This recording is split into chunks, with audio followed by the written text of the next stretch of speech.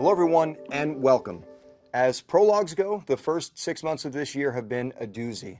Central banks entered the year trying to aggressively fight pandemic-induced inflationary pressures, only to see them magnified by Russia's invasion of Ukraine. That was punctuated by the May CPI report, which saw headline inflation reach a multi-decade high, leading the Federal Reserve to once again aggressively increase its expected path of rates and leading the S&P 500 to its worst first-half start in 50 years, and also leaving the markets with an enormous amount of questions and no shortage of opinions around inflation, the path of rates, and most notably growth and the dreaded R word, or recession. In fact, central bank models can't seem to agree on the probability of a recession taking place.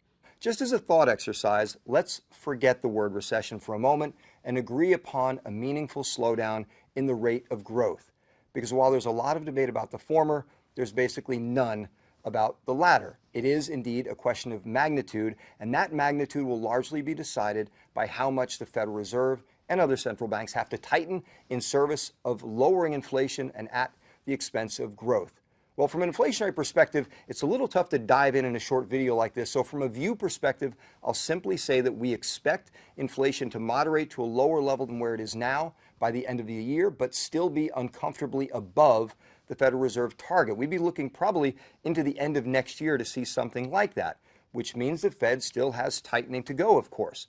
But the good news is they don't tighten alone. In fact, markets tend to tighten in advance of the Federal Reserve. For example, the 2-year Treasury started to rise meaningfully in the fall of last year, as did the Goldman Sachs Financial Conditions Index. Nonetheless, the part that the Fed has to play, as we see it, is somewhere around 3.25% to 3.5% by the end of this year.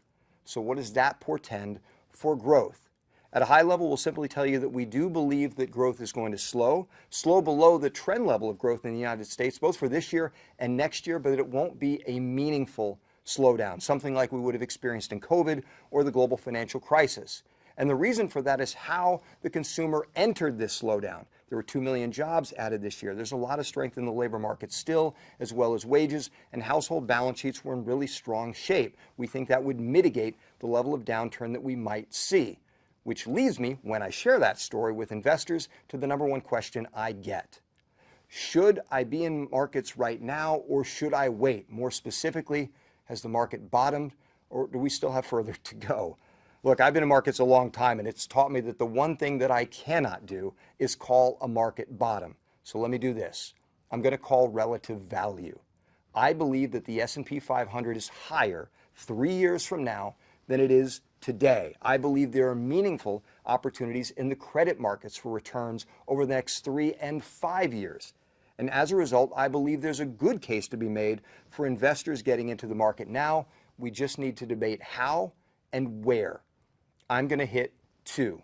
On the equity side, just in general, one of the reasons why I feel pretty comfortable around equities is because valuations have gotten quite a bit more attractive, or I should say more normal, than we were talking about coming into the year. This is a table we've shown before. By most guideposts, coming into this year and at the end of the first quarter, valuations on any measure were well above any of those guidepost markers.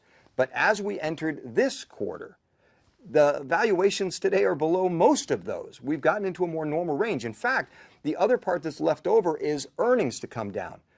Analyst estimates haven't really priced that in yet, and we do believe that it is going to come down by the time the dust is settled, but we also think some of that has also been priced into markets. Now again, I'm not calling a market bottom. There's a reason why the S&P 500 could be down another 10 to 15%. But as I look out at the horizon, and I believe that there's a more moderate growth slowdown, which means a more moderate earnings slowdown, with valuations already discounted to a large degree, I think the path to 3 years from now is attractive. Now, how would I approach it in equities? There are a few ways, but I'm going to go to one of my favorites, one that shows up a lot when valuations are really elevated and when market conditions are challenging: quality as a factor.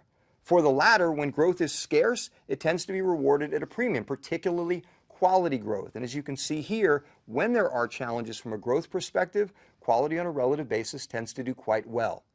And also for cautious investors, let's cross over into credit. As many of you know, a lot of my career is in fixed income, and one of the things that I often share is the role of high yield as a form of an equity surrogate or an equity de-risk.